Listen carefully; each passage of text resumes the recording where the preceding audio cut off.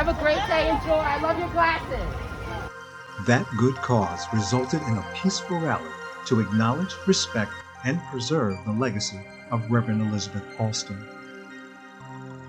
The event took place at 35 Piermont Avenue in Nyack, New York, right in front of the church building St. John Deliverance Tabernacle, just one day after the 20th anniversary of that tragic and painful day, 9/11.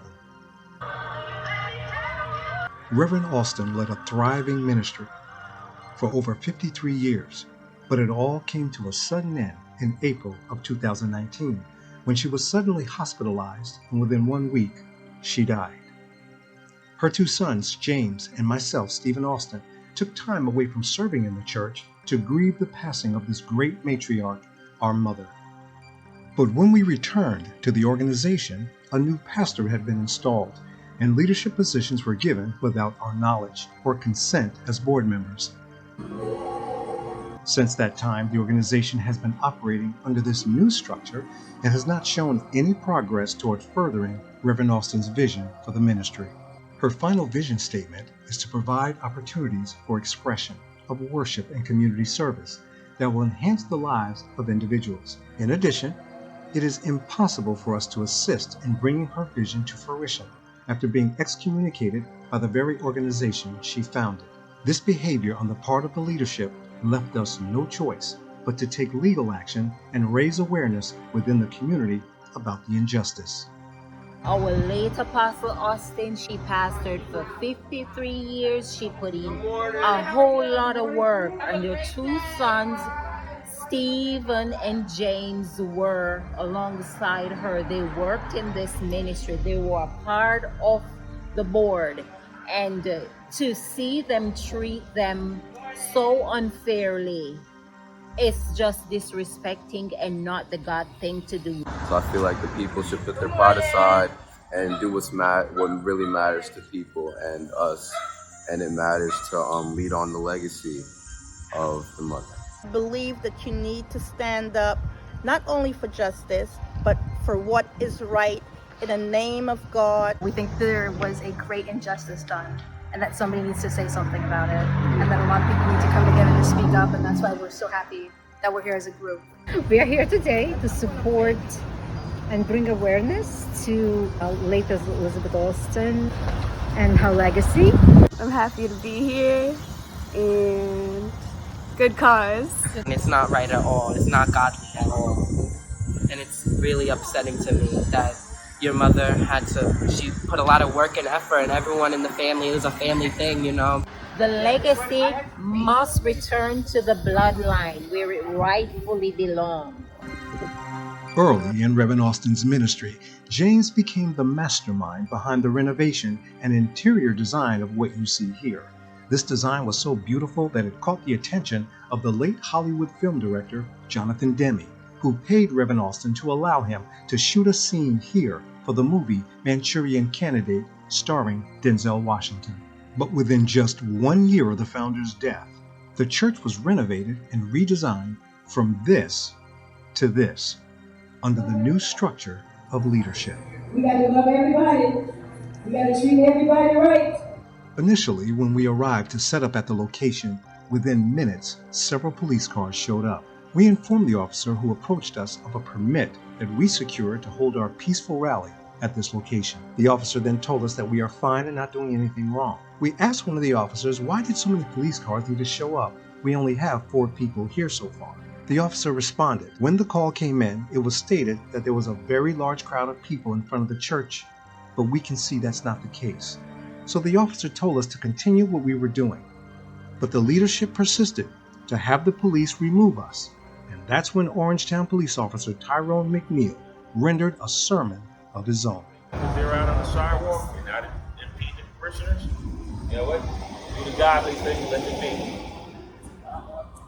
Make this godly as long as they're not interfering with you. Okay, well, we're here now. We're making sure that they're not interfering. Okay. Well, no, we're not going to babysit. We're going to ask everybody to act like adults, and ask everybody to act godly today. Okay. All right. So at this point, they're not doing anything to break the law. Bringing all this attention. Perfect. Yes, the police. See what happens now. There's a lot of police. When they call, here. it goes into a radio dispatch.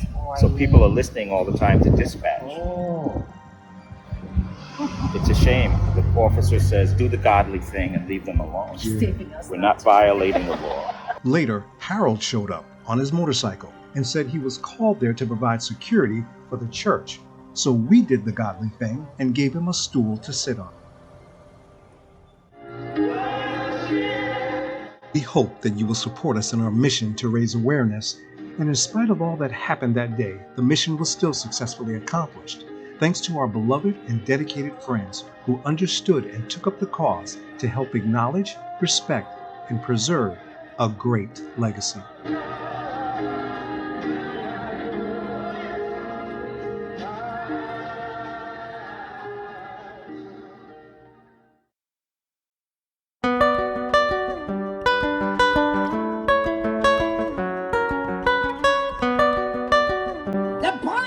Said that the heart is desperately wicked. And then he asked the question, who can know it? You'd be surprised. Churchgoers and what they had in their heart. They got a nice little corner stuck up in there somewhere that they hide things that is not of Jesus Christ. That's decisions that we few people in here made, and we wish we had not made them. After we made them, we saw where there's a danger. We saw who it was going to hurt. And we really regret that we made that decision. Apostle, our mother left no succession plan. I often ask her, what would be the succession plan if something should happen? You're not going to be here forever. What do you see? And over the years, she never could put her finger on a succession plan. Now, towards the end, a few years before she died, even before that, Stephen being a minister and close to her, she told me that Stephen should carry the mantle. She said she didn't see anybody in the church that should lead. One particular person, I would bring names to her, and she would say, no. And one particular one, she said no, because they'll rob the church blind. Okay, so that was out. We really made, I would say, a pretty big effort to get them to not so much change their minds about what they thought, but just to open up their minds to be able to say, okay, these are her sons, and what is it that they want? What do they want to do? Instead of installing Sarah Allen, giving people all these positions, especially that of the pastor, I think that we have a right to question the qualifications. We have a right to say what we would like to see. In a text message, one of the elders who actually left to move to North Carolina asked me how I felt about being a pastor, and I said, I think the people should decide. But it really depends on the situation and the bylaws. Both of us made an attempt to talk to the people that were considered themselves in charge. There was no way that they wanted to hear it because, it's like anything. If you have a direction that you're going in and you don't want to be interrupted, you'll fight, you'll do everything you do to get where you want to get. And I think when people don't take the time to pray and seek the answers, you wind up with what we have today on hand, which is just a mess, okay? Yep. I'm a lifetime board member. They excuse that. They ran by the bylaws. So it's almost like you want to get somewhere, you just run through the stop signs. You don't yield to anybody because I'm going there, and that's the way it is. Get out of my way. Apostle and my mother, Stephen's mother, thought that she had more time on earth, okay? And just to give you an idea, before she fell ill, I was with her that Monday night, and she was in the family room watching something, and she had a little table in front of her eating a steak from Hogan's. And I remember asking her, kiddingly, Ma, should you be eating that? It's like 8 o'clock, 8:30 at night. And, in her sarcasm, and if you knew how her personality was, she said to me, "You want some?" And she continued eating. And it's funny, we had the conversation, and we talked, and she said, I'm going to live to 120 or something like that, And I said, okay, all right, and thought nothing of it. So the next day is when it all started to go downhill. And when she wound up in the hospital, she never rebounded from her illness. So it left us in a situation where, okay, what do we do with the church organization? The church is incorporated. It's not a proprietorship owned by anybody. It's a corporation. Bylaws were instituted in 1976. I was signed on as a trustee many, many years ago. And when the church got into any kind of trouble or bind financially, she would call me, and I would try to work with them to pull out of it. The church has 2 buildings that they own right now. And the way those buildings were acquired was my grandmother loaned the church $2,000 to put down as a binder on the building that they're in right now. And that building, we got it paid off. And someone came up with a vision that someone was going to give us a building, whatever. And we wound up in 292. Nobody gave us that building. Tithe and offerings paid for the building at 292 Main Street. And the way the bank did it is they leveraged both buildings. If we defaulted on 292 on Main Street, the bank leveraged the fact that they would collect both buildings if we didn't pay for that building. So we leveraged the building on 35 Piermont Avenue against the building at 292. So the bank had some type of capital that they could work from if we ever defaulted. A couple of times the church got in trouble with that building. It was almost lost. But God took care of it, and we took care of that. And the reason I became a lifetime trustee board member, going all the way back 2008, 2009, so that I would be able to watch over, no matter where I am, whether I'm present or not, the finances, their decisions, so that we wouldn't get into trouble financially, or we wouldn't overextend ourselves.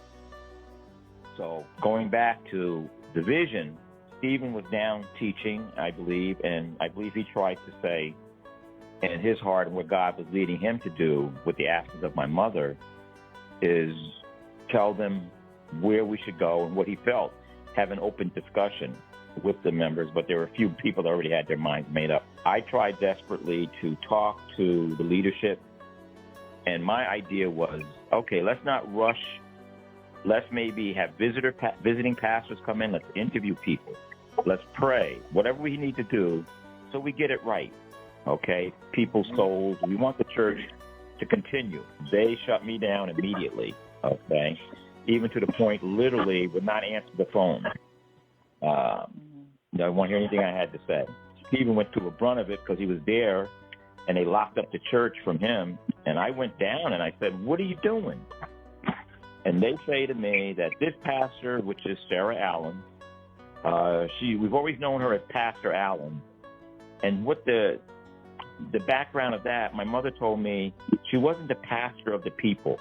She was more like her pastor, okay, not the pastor of the church. They didn't understand that. And they said, well, we've known her as pastor. So my point is, did anybody pray over this? Nobody said to me spiritually, God is leading us that Pastor Allen should lead this church. None of that. Mm-hmm. They said, we know her as Pastor Allen. She's going to be the pastor.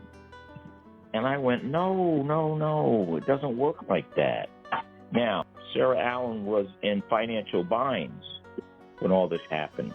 And she was leaving the state to move to another state. And she did not want to be the pastor. When my mother passed away, she jumped back. Now she's the pastor. And she became financially solvent. Mm-hmm. And sometimes people look at church and it's like, tag, you're it, I'm next, tag, I want my share. And what people looked at is the life that my mother lived. They didn't see the tears and the heartache. They saw her driving a Mercedes. The house that she lived in, I helped her to acquire it. We all did, okay? So people see things on the outside and they go, it's my turn. Those are the material things that people see. Those of you that attended the rally, you didn't see a lot of people. And my heart ached because I didn't see any children. I saw no young adults.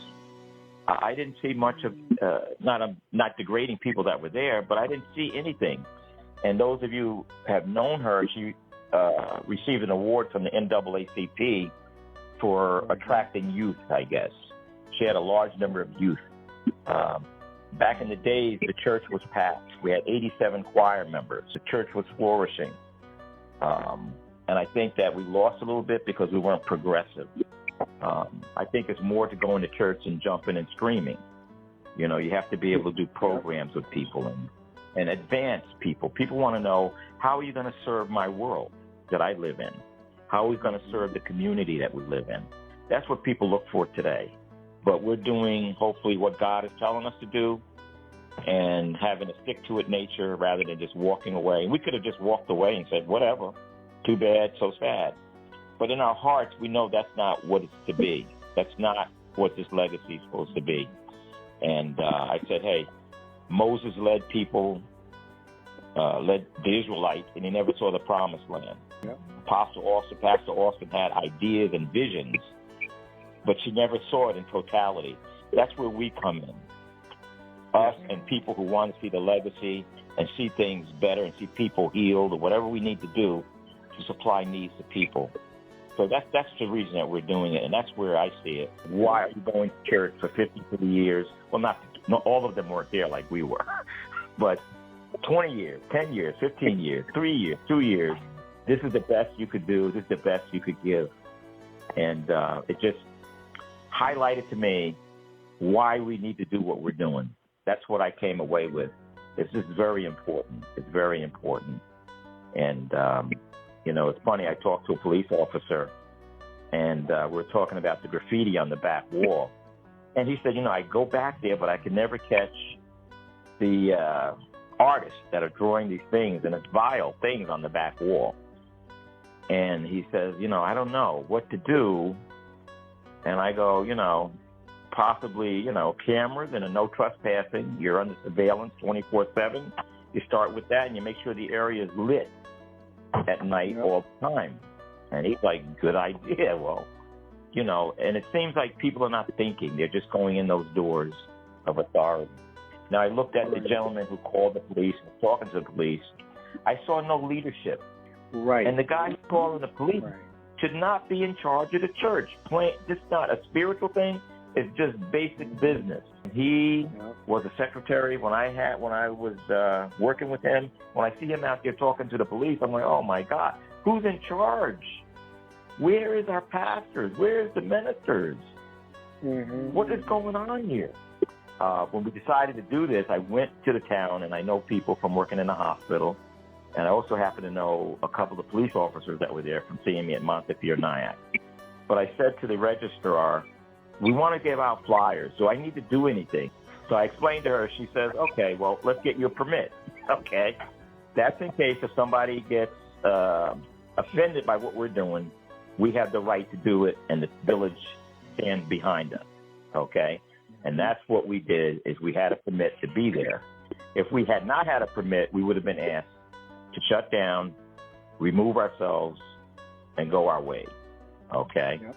And that's the way it was. And when she explained that, and when I knew what we needed to do, then I said, we have to have a permit, plain and simple.